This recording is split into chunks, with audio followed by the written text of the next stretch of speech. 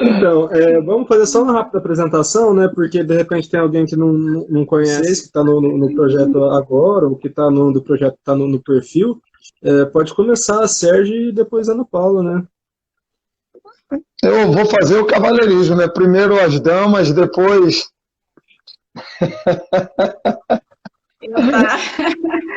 Eu estava mandando os aviõezinhos aqui, então, pessoal, boa noite, primeiramente, né? Mas podem clicar aí na gaivotinha aí, no aviãozinho e convidando o pessoal aí para essa live que vai ser com certeza muito transformadora. Vamos transbordar aí na vida de vocês. Para quem não me conhece, eu sou a doutora Ana Paula, especialista em preparação emocional para jovens atletas, das categorias de base, e também profissionais e famílias, né? É um prazer enorme estar aqui mais uma vez com meu amigo Sérgio, com meu amigo Felipe, para justamente falar de um tema tão interessante e importante, que é a preparação emocional, o controle emocional, principalmente nesse momento que estamos vivendo de isolamento social, de pandemia, onde muitos atletas, na verdade, estão querendo desistir ou enfrentando muitas dificuldades, né? Nessa questão, principalmente, né, Sérgio e Felipe, os atletas que já estão ali no momento de transicionar para o profissional, a pandemia tem sabotado, entre aspas, ou querendo sabotar aí a mente, não, a mente desses atletas, né? É o que eu tenho escutado aí constantemente, mas será que eu ainda consigo por causa do momento que estamos vivendo? E isso é muito importante, a gente trabalhar e a gente levar o conhecimento que, lógico, é possível, né? É um prazer enorme estar aí aqui com vocês mais uma vez. Bom, prazer dividido, né? Bom, para quem não me conhece, eu sou o Sérgio Figueira, sou natural de Recife, né? E já moro há 13 anos na Bélgica e trabalho no Anderlecht, já fazem 9 temporadas. É sempre bom ter essa oportunidade de poder falar um pouco do futebol e da nossa situação atual, né? Certo. Como que vocês aí no clube, como vocês trabalham, né, no trabalho cotidiano, essa questão do preparo emocional junto com os seus atletas? Pô, Felipe, assim, nós temos como tem algumas oportunidades, temos falado sobre isso, nós temos um departamento social, né? Então, esse departamento surgiu a ideia de fazer uma formação coach do coach, que é uma formação de uma psicóloga desportiva, que ela tem uma ferramenta e ela fez essa ligação dos treinadores com a ferramenta que ela utiliza com os jogadores do profissional. Então, o que é que acontece? Nós adaptamos para a nossa realidade, né, em termos de linguagem, em termos de bate-papo e até observação durante os treinamentos. E, logicamente, como ela é a grande especialista da área, sempre dando os feedbacks e os caminhos a serem seguidos, né?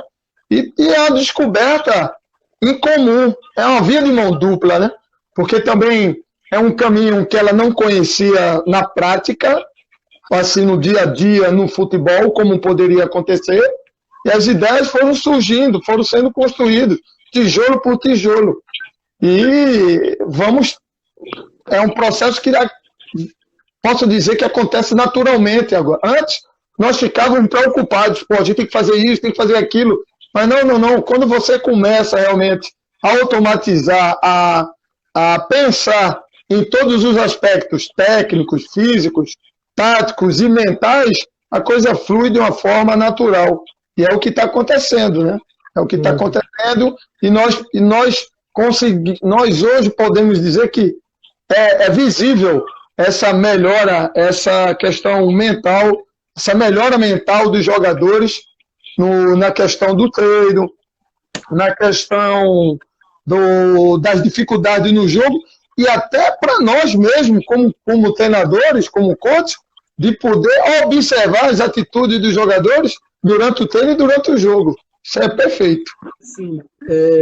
Ana Paula, a gente tem uma visão assim, quando a gente tem alguém dessa área profissional, tem um complicador, porque a gente vive uma rotina ali de treino e jogo, treino, jogo, treino, e assim, muitas vezes a gente tem que tirar uma sessão, um dia para poder fazer, um trabalho que necessita de tempo para fazer isso.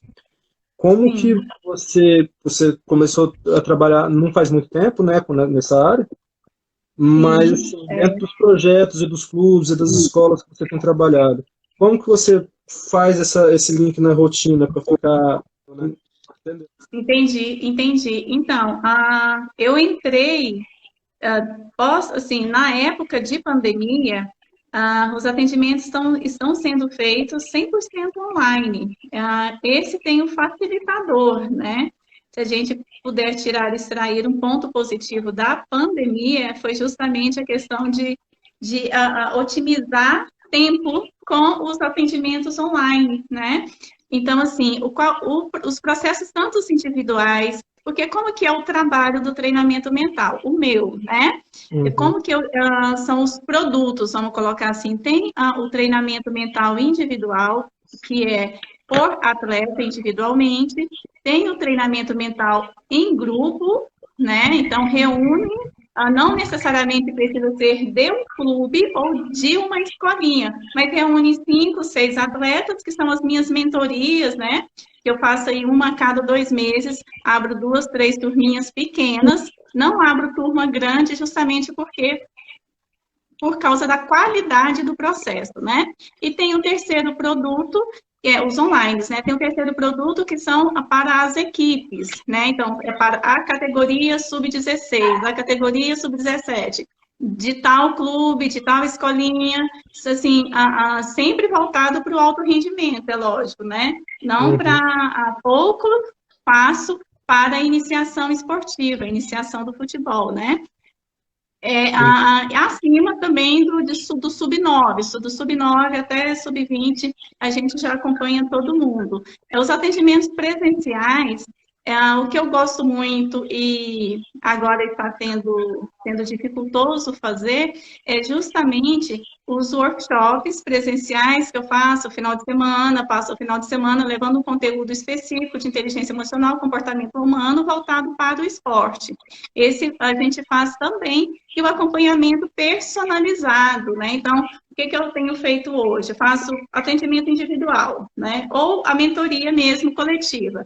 Então, 10 aulas, 10 processos, 10 atendimentos, né? E depois vou acompanhando de forma personalizada esse atleta, que é o que eu tenho feito agora com alguns, por exemplo, com o Abner, né? Que amanhã, inclusive, ele vai estar, até uma postagem lá no meu perfil, justamente isso. Já fizemos um caminho, estou com ele há 1 ano, né? Então, assim, agora já fez 1 ano, vamos virar o outro ano e eu ainda estou acompanhando ele. Ele tem uma facilidade que mora em Brasília, né? Então, os treinos eu vou lá, porque, assim, um grande diferencial que o Sérgio tem é justamente esse, poder ter o treinador mental, o psicólogo do esporte, que for, né, de forma direta. Porque, assim, quando eu vou no campo, quando eu vou no treino e consigo avaliar como que aquele atleta está em campo, como se as suas emoções, se a sua mente está conectada com o seu talento e com suas habilidades ali, é outra coisa. Agora, hoje, nem sempre é possível. O que eu faço? Eu peço para mandar vídeo para mim, olha, manda vídeo dos campeonatos, porque eu quero realmente ver a performance do atleta, porque, assim, até a forma como ele gesticula, ou a forma a postura dele, já fala como que estão as emoções e a preparação mental dele, muitas vezes. E aí, se você me permite, só para dar um complemento na palavra da doutora Ana, em relação a isso, por exemplo, existem casos que nós, como treinadores, por exemplo, não conseguimos avaliar ou realmente tocar o garoto, se assim podemos dizer. E aí o que acontece? Quando chega nesse momento aí, Aí você tem que ir realmente para o profissional da área, né? Aí você chega, tem um relatório, você passa o relatório e fala, ó, doutora, está acontecendo isso e isso, os comportamentos estão sendo dessa forma, você pode vir aqui, dar uma olhada no treino, observar o vídeo dele do jogo, como ela bem falou, né? E a partir daí, sim, ele é convidado para vir, e aí de uma forma individual, para que a coisa seja realmente trabalhada para o benefício do atleta e, logicamente, do clube, né? O Sérgio falou uma questão interessante aí, é que, assim, realmente o treinador, o olhar, e você até no começo da live falou, porque, assim, o treinador está voltado para o treino, é jogo, é treino, então o olhar dele está muito direcionado para isso, né? Mas o treinador, o preparador mental, o olhar dele está bem voltado para os comportamentos, né? Para a atitude comportamental desse atleta no meio do campo. Assim, o atleta, geralmente, 90% dos casos, o medo é que domina a parte negativa da mente desse atleta. Tem o nervosismo, tem a ansiedade, ok. Mas o medo, pelo menos nas categorias de base, pelo menos até ao sub-16, 17, nos meus atendimentos, pelo menos, o que eu percebo é que ele é um fator campeão, né? E o medo, ele tem 3 situações. Ele faz não só o atleta, né? Mas como a gente está falando do esporte, o medo, ele faz o atleta ter 3 comportamentos. E por isso que a gente observa muito bem, é muito claro isso no campo. A fuga, o esconderijo e a paralisia, né? Então, assim, em qualquer situação, em qualquer contexto, o medo ocasiona esses 3 comportamentos, né? Então, por isso que quando a gente tem... eu sempre cito isso nos meus atendimentos, e porque a gente herdou esse medo dos nossos ancestrais, né?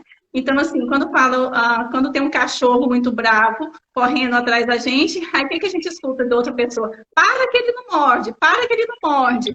É justamente aquela questão de parar, né? Você para, o medo te faz paralisar, né? Então, assim, aí nos atendimentos, ele faz isso, e no campo faz isso também. Quando o jogador... qual o comportamento que o jogador tem, o comportamento da fuga por causa do medo? Ele não aparece para o jogo. É aquela questão que a bola cai no pé dele, ele não arma jogada nenhuma. Cai no pé dele, ele só passa para frente, né? Qual o comportamento que ele se esconde do jogo? Ele não aparece para o jogo, ele não entra no mano a mano, né? E qual o comportamento que o medo traz? Que é paralisia, é o branco mesmo, né? O que aconteceu com você? Nossa, Sérgio, mas me deu um branco que eu não vou nem contar, não sei nem o que aconteceu. Então, assim, esses comportamentos, nós que somos treinadores, a gente observa com muita facilidade. E o interessante é que nas categorias de base, a chave, o virar da chave, a mudança de mentalidade, começa assim com os primeiros atendimentos. É muito assim, nossa, eu não tenho palavras. Porque assim, quando você começa a levar 2, 3 ferramentas, a criança, principalmente aí, ali abaixo, que não tem muitas crenças limitantes ainda, abaixo dos 11 anos, você vira a chave dela rapidinho, né? Agora, quando evolui para os 12, 13, 14 anos, já tem uma certa crença limitante, o processo prolonga mais um pouquinho, né? Mas é muito transformado, assim, é muito gratificante e é muito transformador realmente a questão da preparação mental para esse atleta que realmente quer desenvolver suas habilidades de uma forma em alta performance nos jogos, nas competições, né? Dentro né, do que a gente tem conversado aqui, muitas vezes o atleta ele se abre mais com o treinador às vezes percebe mais isso do que o preparador mental, certo? E a gente que é professor, a gente está acostumado a ser psicólogo, a ser tudo. Então, como que deve ser, então, quando acontece isso, como que deve ser essa conversa? Treinador, preparador mental, ou treinador, psicólogo, e aí eu jogo a bomba para vocês dos dois lados. A minha, assim, em relação à inteligência emocional, como que deve ser essa conversa? À base de perguntas, né? O treinador, eu sempre falo que o treinador, muitas vezes vocês têm aí essa particularidade que muitas vezes em alguns contextos, vocês devem viver isso diariamente, que vocês são meio que, principalmente quando o núcleo familiar é desajustado, vocês são a primeira referência ou a única referência de pai, de homem na vida dele, aquele atleta. Então, aqui, aquele atleta é extremamente conectado com vocês, porque é a referência de homem, né? E está ali, na pessoa do treinador. Então, assim, aproveitando essa conexão, é muito legal, e tendo um pouco de conhecimento dos perfis comportamentais, é sempre fazer perguntas, né? Então, assim, se o pai procurar, por quê? Sempre pergunta, o que te levou? O que você poderia ter melhorado? Né? Por exemplo, o perfil comportamental estável, né? Então, assim, se você for com ele na crítica, nossa, hoje você não foi bom, você poderia ter sido melhor. Acabou o estável, né? Para o dominante, é a melhor coisa. Cara, hoje você não foi bom. Olha pra você ver que interessante. Para o dominante, a mesma frase. Cara, nossa, hoje vai ser péssimo. Se amanhã você faz o favor de jogar melhor. Para o dominante, isso é um desafio extraordinário. Amanhã você pode ter certeza que ele vai arrebentar. Agora, para o estável, essa mesma frase vai sabotar a mente dele. E aí você transforma essa frase em pergunta. Fulano, hoje, o que você acha que poderia ter sido melhor? Né? Para o analítico também. O analítico, como ele é muito detalhista, muito perfeccionista, você levando ele à reflexão, você pode ter certeza que você vai no próximo jogo, ele vai treinar, porque ele vai pensar, não, eu não fui melhor nisso, e aí ele vai, no nível de qualidade que ele tem, porque eu sempre falo que o analítico, assim, não basta só fazer gol, o gol tem que ser sempre no ângulo, né? O grau de dificuldade do analítico é enorme, assim, de detalhe do analítico é enorme, né? Então, assim, é saber explorar a individualidade de cada atleta, sempre com perguntas, porque quanto mais perguntas você fizer, mais você vai extrair dele o que ele pensa, o que ele acredita, as suas dificuldades, as suas motivações, né? E aquilo que desmotiva também. Uma coisa que é interessante também falar é que, mesmo que você pergunte e ela não responda, vai chegar um momento em que ela vai te responder. Porque, às vezes, o processo não é de imediato, né? Ele vai te olhar assim, o que é que ele está me perguntando? Ele está querendo descobrir alguma coisa minha aqui, né? Não vou responder nada para ele agora, não. Então, isso é um processo que vai acontecendo de uma forma natural no dia a dia, né? Com a questão da confiança, da questão de realmente ele está se preocupando comigo ou não, o que é que ele quer, né? Então, às vezes, tem criança que não fala nada. E tem que respeitar esse momento.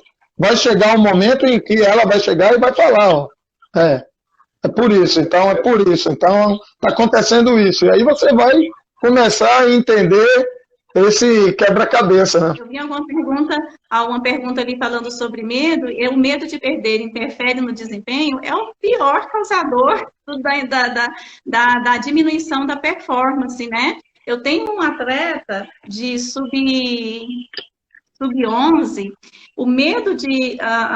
ele foi exposto, né? Então gerou uma crença limitante, um perfil comportamental mais estável, e ele, o medo não foi nem de perder, mas o medo de errar chegou a tal ponto que ele fala, doutora, eu prefiro muito mais estar no banco do que estar jogando, né?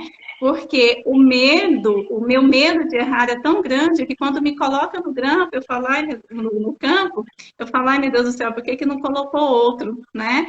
Então, assim, agora, para você ver um atleta de alto rendimento, um atleta que ainda tem o sonho de ser um jogador profissional, que o sonho não foi sabotado, o sonho não foi extinto, mas, assim, o domínio da mente desse atleta é quase 100%, porque ele tem sonho, ele tem performance, ele tem habilidade, por isso que ele está no alto rendimento, né? Porque senão não estaria.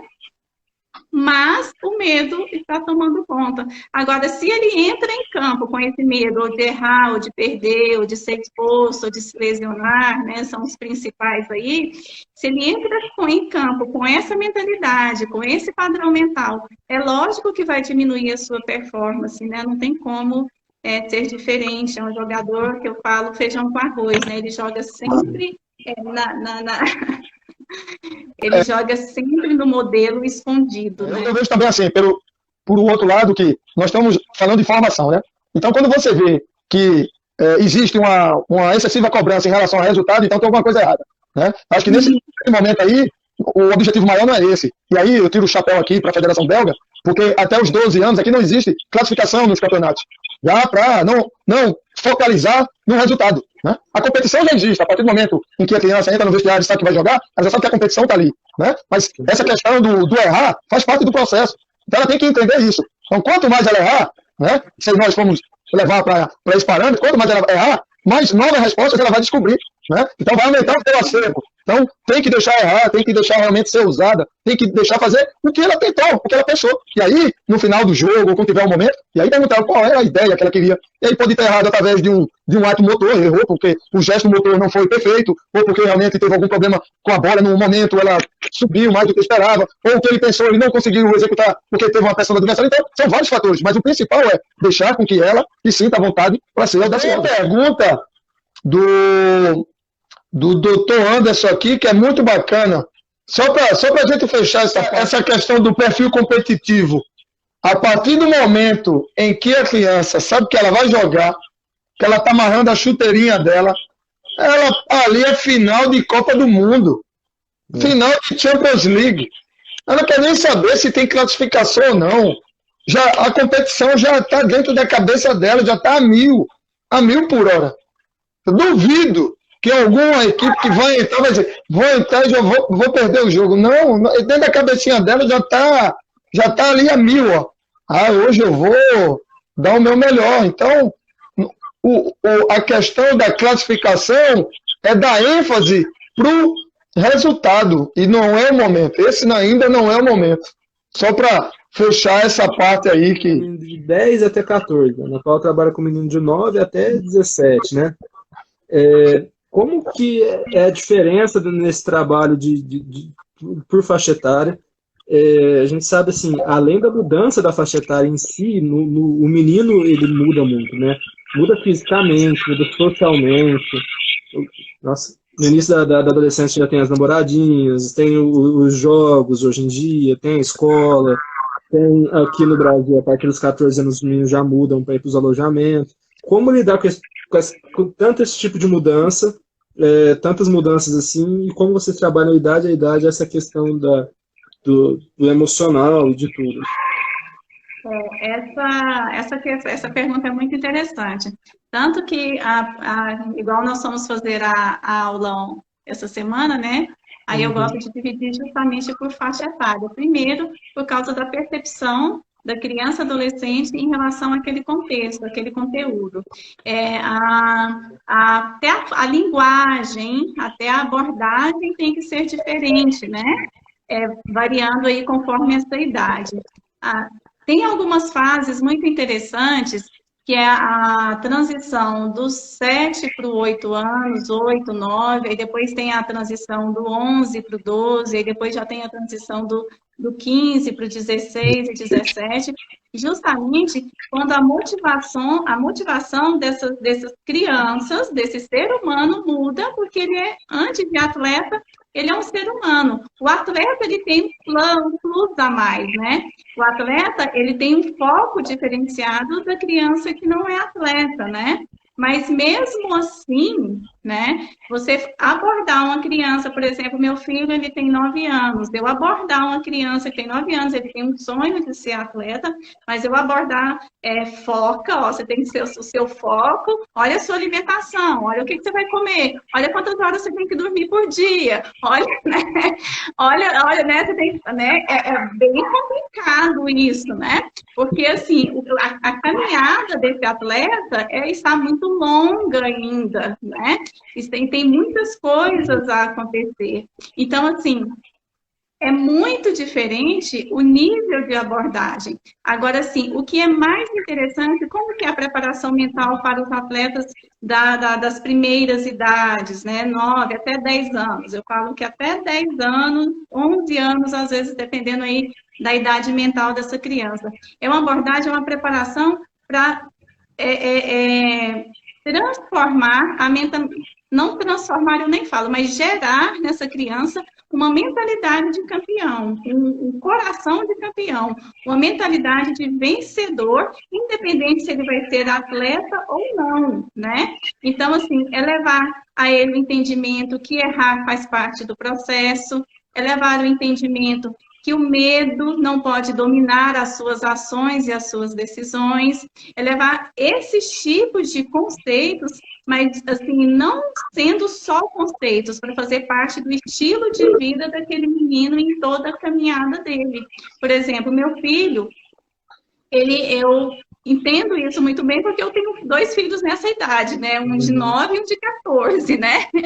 Então, assim, o meu filho passou por um momento de transição que ele chegou para mim e falou assim, mamãe, isso faz 1 ano, mas mamãe, eu não quero mais jogar futebol. Assim, 6 meses atrás ele queria ser o melhor jogador do mundo e de repente começou com a história que não queria ser mais jogador de futebol. Meu Deus, o que aconteceu com esse menino, né?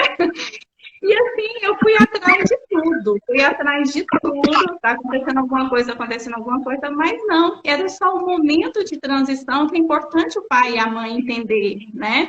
E essa transição acontece, então, ele estava deixando de ser o bebê da casa e passando a ser o rapazinho da casa, né? E quando ele tem essa transição, os olhares mudam. Então, antes o foco era só o futebol, mas agora o foco vai passar a ser ter um videogame, ele vai ter a rodinha de amigos, que antes o vínculo dele era mais o pai, a mãe e o irmão. Agora não, agora o contexto dele vai para o lado da amizade, né? Então, assim, o cérebro são muitas informações para o cérebro processar. E o cérebro, pessoal, ele só consegue processar 2 informações por vez. Então, por exemplo, não queira treinar o seu atleta, hoje nós vamos treinar tal coisa, 4 coisas, né? Não, então treina 2, depois treina 2. Então, aí o menino já está com tanta informação, aí o que o cérebro faz?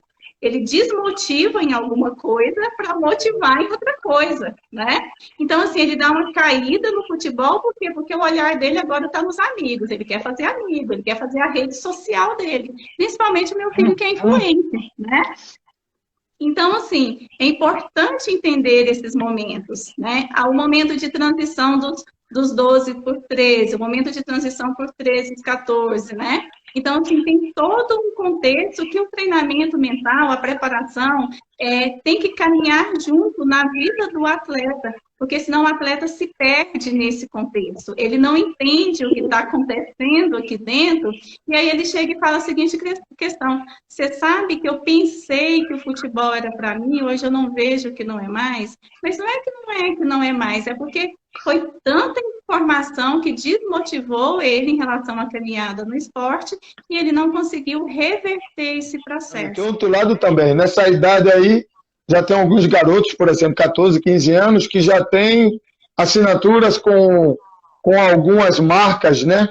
Tem alguns que já estão, por exemplo, no CT de um grande clube, né? Que acontece aí também no Brasil. Então, tem que chegar e pezinho no chão. O caminho ainda é muito longo, né? Porque você tem um contato com a marca esportiva que chegou ao final. Então, calma. Muita calma nessa hora, né? Que precisa muito suor e muita disciplina para poder chegar, né? Exatamente. Sem disciplina não é atleta, né? Atleta sem foco não é atleta, né? E como enxertar nele, assim, mentalizar de uma forma assim bem lúdica nessas crianças da primeira infância, né? Nessas crianças aí que estão entrando no futebol. Como colocar nele, assim, sem tirar a primeira coisa, o primeiro direcionamento é colocar, não tirar a paixão de jogar futebol desse atleta. Porque, assim, às vezes os pais, a tentativa é boa, né? Mas né, uma tentativa de colocar disciplina nesse atleta, né, de forma que ainda a mente dele, a maturidade dele ainda não consegue absorver, tira dele o prazer de jogar futebol. o atleta, tanto criança como adulto, ele não pode nunca ter esse prazer de jogar futebol. O que eu vejo hoje, muitas crianças é que estão indo para o futebol, mas já perderam esse prazer, perderam a paixão, perderam aquela taquicardia que dá quando fala, nossa, hoje eu vou participar de um campeonato, porque a cobrança está sendo muito para a idade dessa criança. Onde você está, qual o caminho que você precisa caminhar para chegar onde você quer, né? Aí sim a conversa muda, aí sim as estratégias precisam estar mais claras, mais definidas, para que essa criança com 11 anos, aí sim, comece a ter metas claras, definidas, objetivas, para ele conseguir realizar o seu sonho. Independente se vai chegar, né, no profissional ou não, mas ele precisa desenvolver essa mentalidade campeã, porque senão vai chegar na hora do vestibular, ele não vai estar preparado também mentalmente, emocionalmente. E só complementando, né? Tem um livro que tá fugindo o nome dele agora, que era um comandante da Força Especial dos Estados Unidos, e ele fala da importância de ser já implantado na criança, no momento em que ela acorda, fazer uma coisa bem simples, arrumar a cama dela. Né? Arrume sua cama, e isso parece, isso é besteira. Não é. Você já começa a plantar uma semente de disciplina, de poder realizar tarefas, né? Isso não custa nada. Acordou, vai lá e arruma a tua cama. Uma coisa que eu faço aqui na época que eu estava no Sub-9 e com o meu Sub-10, eles vêm sempre com a bolsinha deles, né? Com chuteira, caneleira, às vezes quando tá com frio, com a roupa do frio e tal. Aí sempre pergunto para eles, quem é que prepara esse saco para vocês? É meu pai e minha mãe. Tá errado. Quem tem que preparar o saco do futebol, a bolsinha do futebol, é você. Quem vai jogar é você, não é seu pai e sua mãe. E aí o que é que eu fazia? Fazia entre aspas, né? Fazia aquela coisa da disciplina, ó. Se esqueceu algum material, ganhava uma carinha vermelha, né? Então, depois de 3 carinhas vermelhas, ficava, por exemplo, 15 minutinhos, que são 5 tempos de 15, quando joga, ficava 15 minutinhos sentado, podia jogar. Então, dava vagas para os outros que eram mais responsáveis, podemos assim dizer. E no final da história, ninguém esquecia 3 vezes alguma coisa, né? Porque conseguia, no final da temporada, até mesmo antes, que todos conseguissem realizar a tarefa de preparar o seu saco. Né? Isso é uma coisa, é besteira, mas que faz toda a diferença. É uma coisa do tema. E aí depois eu vou voltar para o medo, que também tem uma caixinha de pergunta do medo ali. Existe alguma diferença que você tenha percebido entre o atleta criança brasileira e aí na Bélgica? Nesse aspecto emocional? Aspecto psicológico, né? Tem muito. Primeiro de tudo, assim, tem um aspecto aqui que eu falo o tempo todo. As crianças daqui, ela não tem a dificuldade que a criança no Brasil tem. Então, tudo aqui, o sapato para ir para o colégio, o colégio está lá, os bons professores, a estrutura física, o material. Então, a questão da dificuldade em si, da alimentação também está lá, tudo, né? Então, elas têm tudo praticamente. E, às vezes, isso faz com que a criança ela fique dentro de uma zona que, eu estou nem aí que o meu pai ou então o clube vai me dar, por exemplo. Em relação ao material, aí estão fazendo aquecimento, aí tem sempre o agasalho do frio. Aí quando começa o aquecimento, aí vai, joga o material, né, tira. E depois esquece, não está nem aí, né, com o material. Então, isso são pequenas coisas que você presta atenção. Quando no Brasil, não. Você vê essa questão da dificuldade e, às vezes, também vai para o lado negativo de que os pais colocam muita pressão para que o garoto seja um jogador internacional, para que tire ele daquela situação, né? Também pode ser dessa forma, mas tem que pegar essa ferramenta que é a dificuldade e levar para um bom lado, para um bom sentido, e mostrar que é através da dificuldade que você vai crescer. E é isso que eu falo para eles aqui um pouco, que falta um pouco essa dificuldade, né? Mas em relação ao jogo propriamente dito, o jogador brasileiro vai continuar sendo extremamente forte no 1 contra 1, porque tem essa vivência da rua, tem essa vivência da criatividade culturalmente. E aqui a coisa é muito mais estruturada, né? Então, mas precisamos avançar tanto aqui nesse aspecto de como podemos dizer assim, de deixar a coisa um pouco mais livre, né? Um pouco mais criativa, entre aspas, e como aí no Brasil também estruturar dentro das questões cognitivas, se assim posso dizer. Legal. Eu sempre falo em algumas lives e para os meus alunos também, que assim, o brasileiro ele já tem a resiliência meio que no seu DNA, né? Porque assim, o grau de dificuldade em relação aos países europeus é lógico que é muito maior, né? Ele tem que enfrentar muito mais desafios, né? E o interessante disso, o viés que isso leva, e que a gente percebe na carreira dos jogadores profissionais, é que a preparação mental, ela não é só para o medo, derrota e frustração. Pelo contrário, é para o sucesso. Então, o que a gente vê nos jogadores profissionais brasileiros é que grande parte, eu não vou nem citar nomes, porque senão a lista aqui vai longa, né?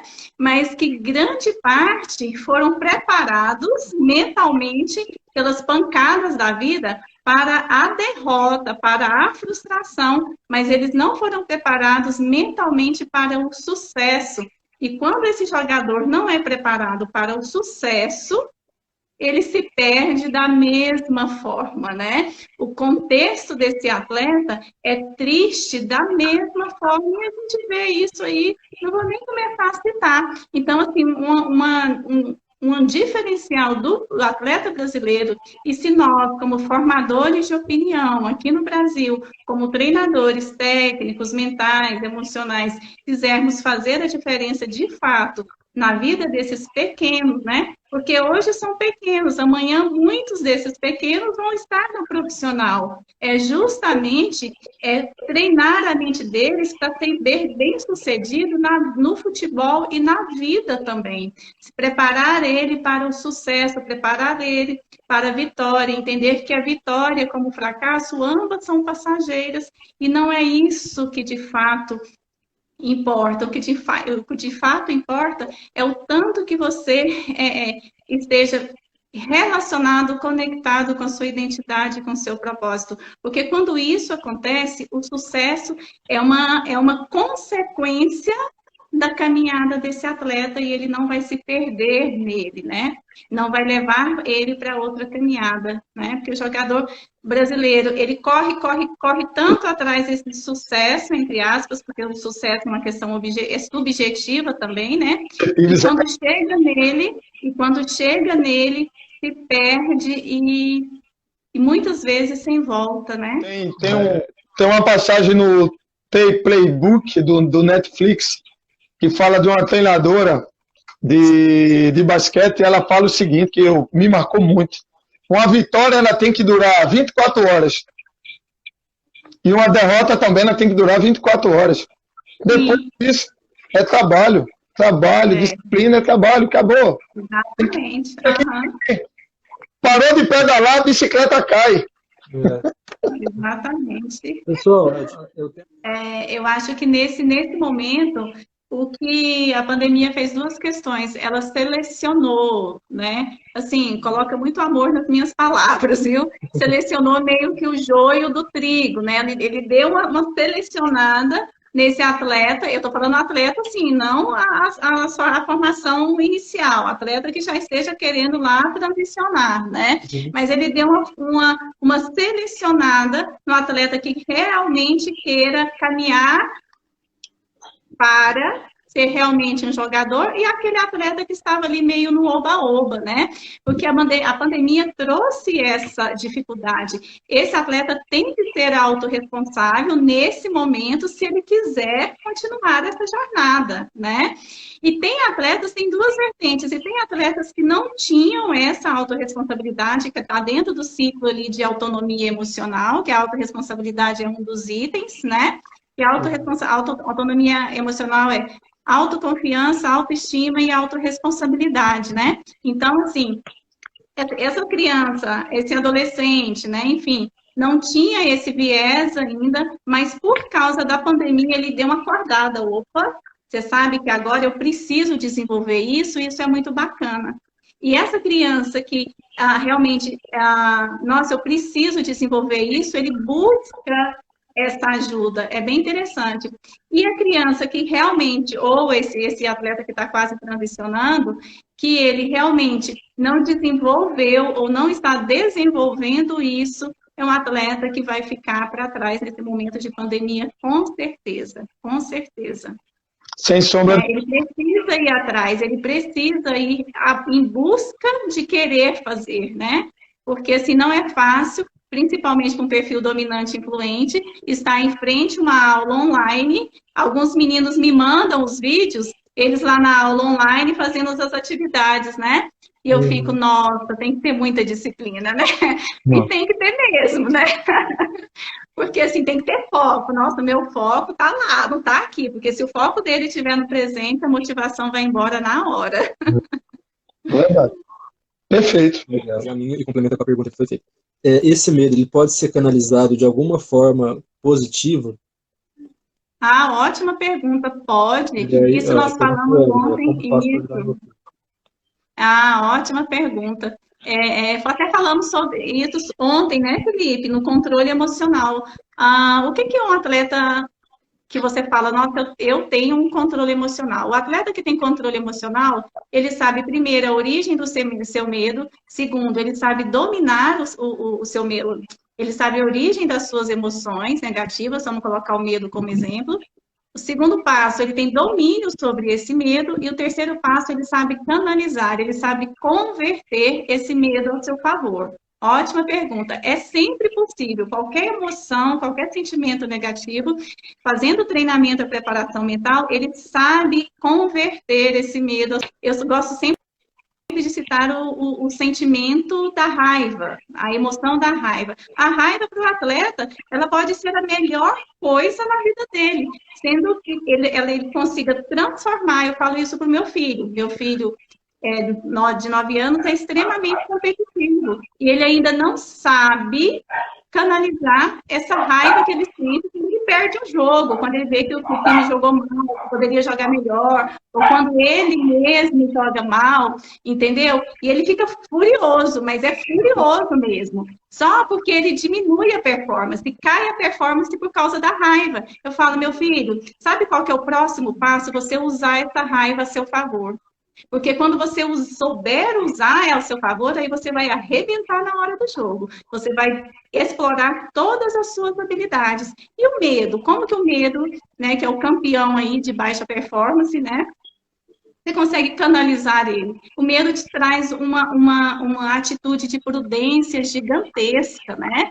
Então, assim, eu não tenho que ter medo de errar, mas eu vou treinar o suficiente para errar o menos possível, né? Então, o medo, ele te traz a responsabilidade de ser prudente, né? O medo, ele te traz uma outra questão, o enfrentamento, o desenvolvimento da coragem. Eu tenho medo de dar... Carlos César, que fez a live comigo, comentei ontem, né? Jogador profissional, mas tinha medo de bola parada. Ele só conseguiu canalizar esse medo quando ele falou, não, a partir de hoje eu vou só bater bola parada, né? Então, é o enfrentamento do medo, né? E isso faz desenvolver comportamentos positivos, que é coragem, ousadia, determinação, foco, né? Então, assim, sempre é possível. A pergunta realmente foi fantástica. Show de bola. Sobre a questão de paz, tá conseguindo ver? Essa daí eu vou deixar para o Sérgio. Não, a minha lista que vai longa. Pois esse é um dos pontos, eu acho que esse é um dos pontos em que vem crescendo muito dentro do aspecto negativo, né, em relação à performance das crianças no campo. Não só em relação à pressão do que os pais colocam em cima da criança, mas também do comportamento dele ao ver os jogos, né? Tem pais que querem falar mais que os treinadores, tem pais que ficam se direcionando à arbitragem. O que a gente tenta aqui, é educar, fazer algumas palestras para educar os pais em relação da importância de não colocar essa pressão, né, em cima dos garotos, né? Já fazem 4 temporadas em que os pais são proibidos de assistir os treinamentos, né? Também tem isso.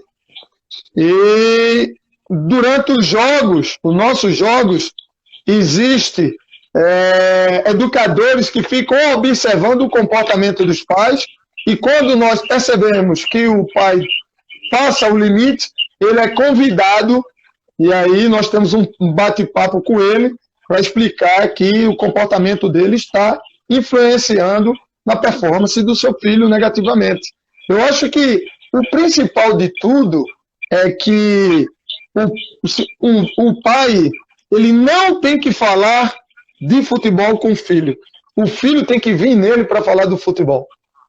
Eu vejo dessa forma. Se, a partir do momento em que o filho chega para ele e fala, hoje eu joguei muito ruim, hoje eu fiz alguma coisa assim que não foi boa, não foi legal, aí sim ele pode tentar abordar de alguma forma.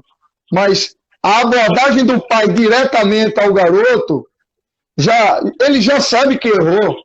Ele já sabe que errou, dentro da cabeça dele já sabe que errou, ele já tem uma pressão interna monstruosa, o treinador também, se não estiver preparado, vai botar uma pressão ainda maior em cima dele. Aí a pessoa que ele poderia contar que seria de confiança, que seriam os pais, vão criticá-lo também. Então ele vai se sentir realmente perdido nesse momento, né? E eu vejo por esse lado. Sentido, né? Como elogiaram sem deixar o vírus vislumbrado. Eu vou passar para a Ana. Como elogiaram o filho secretário de vislumbrado, elogiando sempre. A criança tem que ser validada sempre. Não precisa ficar preocupado de envaidecer essa criança, né? A criança, ela necessita ser validada. A criança, ela precisa de um mundo de possibilidades, né? A gente sempre fala muito não para os nossos filhos, muito mais do que os sims, né? E por causa desses nãos, a gente acaba enxugando o mundo de possibilidades dessa criança. Por que a criança com 2, 3 anos pede tudo? Vai no rehab e pede tudo. Não é porque ela quer gastar todo o dinheiro do pai e da mãe. É porque ela vê realmente um mundo de possibilidades, ela acha que tudo é possível, né? Então, a gente enxuga essa criança nesse mundo de possibilidades com os vários nãos, sem respostas concretas, sem respostas verdadeiras, né? Não que a gente tenha que falar sim, mas o sim, o não tem que ser vindo com uma resposta concreta, objetiva e verdadeira. E quando você valida o seu filho, quando você elogia o seu filho, você está fortalecendo as emoções dele, né? A validação, ela tem que ser verdadeira. Não adianta o filho jogar, jogou mal, né? E você lá, nossa, filhão, cara, mas você arrebentou hoje, né? A mentira não faz parte do processo de formação de um atleta e dos filhos, mas também a crítica também não. Então, quando não jogou mal, meu filho, se, igual o Sérgio falou, se ele tocar no assunto, né? E o que você acha que poderia ter sido melhor hoje? Agora, no caso da validação, do elogio, valide sempre o seu filho. Talvez você esteja perguntando isso porque seu filho tem um perfil dominante influente. E o dominante influente, ele já é meio nariz empinado, ele já tem, assim, né, o ego meio inchadinho, né, já é o bambambam da turma, gosta de ser o tal, né, quando ele chega, abafou tudo, ele tem a estrela na testa já, né, talvez seja por isso que você tenha essa dificuldade. Mas mesmo assim, valide sempre o seu filho, né? Da forma verdadeira que ele precisa naquele momento ou em qualquer outro momento. O excesso não, o que eu estou querendo falar é que não existe excesso de validação. Existe o momento errado de validar. É quando falta com a verdade. Aí sim, aí essa validação, esse elogio, ele não é assertivo e não é bem-vindo. Só complementando exatamente como a doutora falou aqui, a gente sempre faz atenção de realmente quando validar de uma forma verdadeira, né? Eu não posso querer elogiar, por exemplo, um garoto de uma coisa que ele não fez. Isso aí não vai ter nexo, não vai ter sentido, e mesmo para a criança também. Então, tem que ser realmente de uma atitude, de um comportamento dela dentro do jogo, dentro do vestiário, né? Então, isso aí é fundamental para poder ela se sentir bem, confiante, para poder realmente se sentir audaciosa, né? Isso é importantíssimo. O Arley até colocou que não pode criar gatilho de escassez no filho. Justamente, o filho que tem a criança que tem essa mentalidade de escassez, essa mentalidade vai acompanhar ela para o resto da vida dela. Vai ser um adulto que tem uma mentalidade extremamente medíocre em relação à evolução da sua própria vida, em relação aos seus talentos. Exato. Uma coisa que eu reparei, uma coisa que aconteceu comigo em 2 categorias, no final do ano passado e no início antes de parar, dentro da própria equipe haver esse, por exemplo, reclama demais da própria equipe. Então é uma coisa que me irritou muito, porque independentemente de resultado, porque eu realmente não olho o resultado. Por exemplo, o garoto faz tudo certo, ele erra um gol e aí os meninos mesmos vão em cima dele e criticam, e aí esse reforço negativo.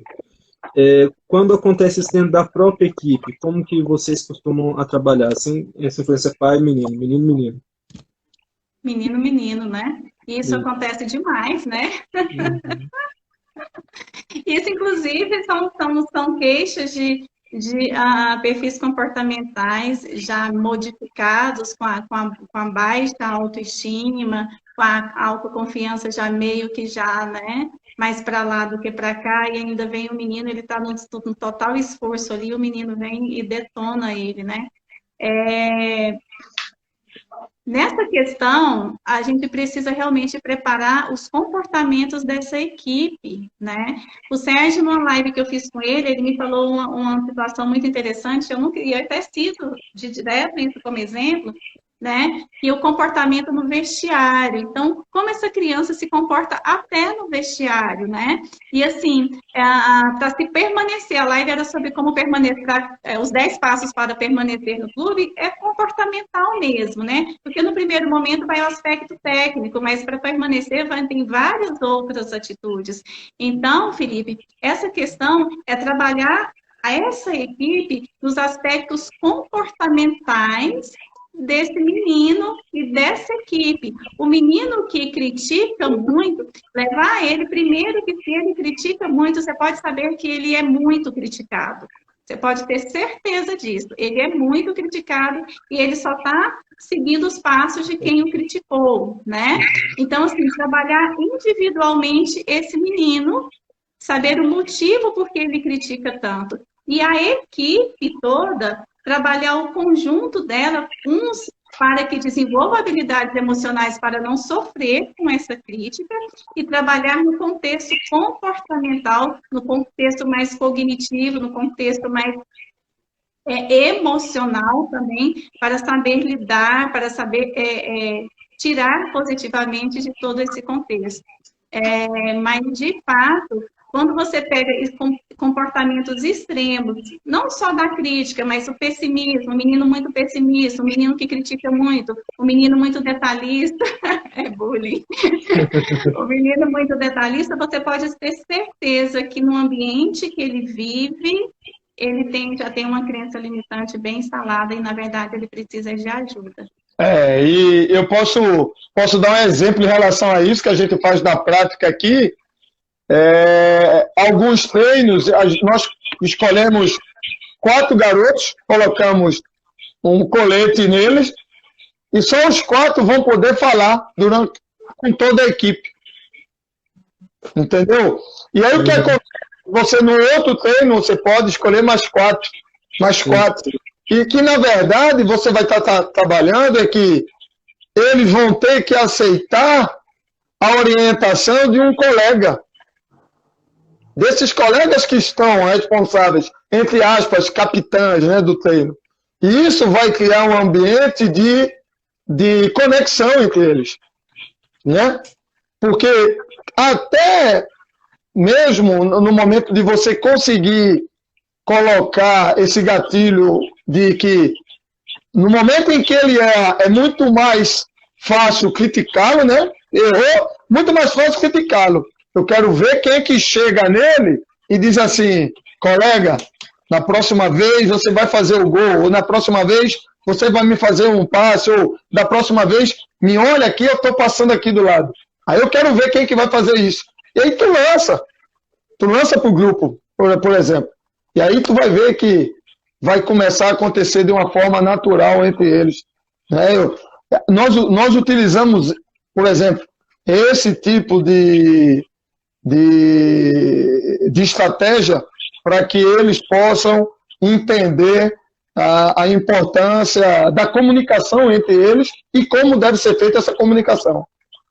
Legal. As crianças que estão lá na minha formação, não é necessário grandes aulas e assim, ferramentas extraordinárias para mudar a mentalidade dessa criança, não. Primeiro é falar a verdade. Segundo é mostrar resultados, né? É colocar em prática, é levar essa criança, viu, pai e mãe que esteja aí assistindo, é levar essa criança a viver pequenas conquistas e validar essa conquista do seu filho. É aquele chute com o pé, a criança é destra e conseguiu, assim, ontem, eu estou perdida meio no tempo, mas essa semana na minha mentoria, eu passei uma tarefa para os meus alunos, que todos não são ambidestros, e todos são destros. Então, você vai fazer o seguinte, de 50 chutes a gol, eu quero com a perna esquerda, e quantos você vai acertar no ângulo? Eu quero que você filme para mim o chute com a perna esquerda no ângulo. E quando você filmar, você vai mandar para mim. E quando você mandar para mim, você vai celebrar com seu pai. Então, assim, toda conquista do seu filho, ela tem que ser celebrada. E pode ser desse tamanhozinho aqui. O seu filho tem que viver essa experiência de vitória, tem que ser celebrada. Porque quando ele for dormir, o cérebro dele vai receber essa informação e ele vai acordar no outro dia que o campeão não precisa de permissão. É uma mentalidade transformadora na vida dessa criança, sem dúvida. As considerações finais, né? E a gente encerrar. Qualquer coisa aí, manda agora, senão não vai dar tempo. Gente, eu já vou assim, já quero fazer meus agradecimentos. Muito obrigada pela participação de todos. Foi uma live maravilhosa. Quanto mais a gente participa, mais a gente aprende, né, Sérgio? Eu mais aprendo com vocês, né, porque assim, a cada pergunta, a cada direcionamento, a cada dúvida, a gente sabe, os pais, nós não estamos aqui para criticar, eu sempre falo uma seguinte questão: todo pai ama seu filho, né? A gente, às vezes, não tem conhecimento adequado para conduzir esse filho, né? Nós pais, eu coloco nós porque também sou mãe de atleta em formação, então, assim, nós pais, a gente sabe muito bem conduzir o nosso filho a ser médico, a ser advogado, a ser veterinário, mas na questão do esporte, nós temos muito a desenvolver ainda como conduzir o nosso filho como ser atleta, né?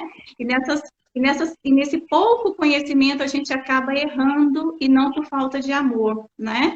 Então, assim, beijo no coração de todo mundo, muito obrigada pela participação de todos, né? Muita gente, Sana, obrigado, Joel, obrigada, assim, pela participação de todo mundo. Obrigada, Felipe, pelo convite. Obrigada, Sérgio. Assim, gosto demais, a gente sempre aprende demais. E o objetivo maior é transbordar na vida de vocês para que realmente essas crianças de hoje sejam adultos bem-sucedidos amanhã. Exatamente.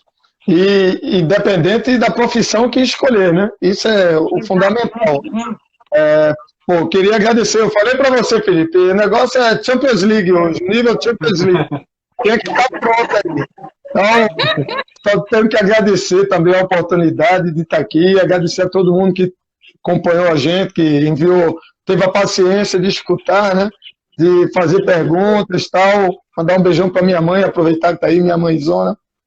Então, sem ela, não estaria aqui, sem dúvida nenhuma, em todos os sentidos, um grande ser humano.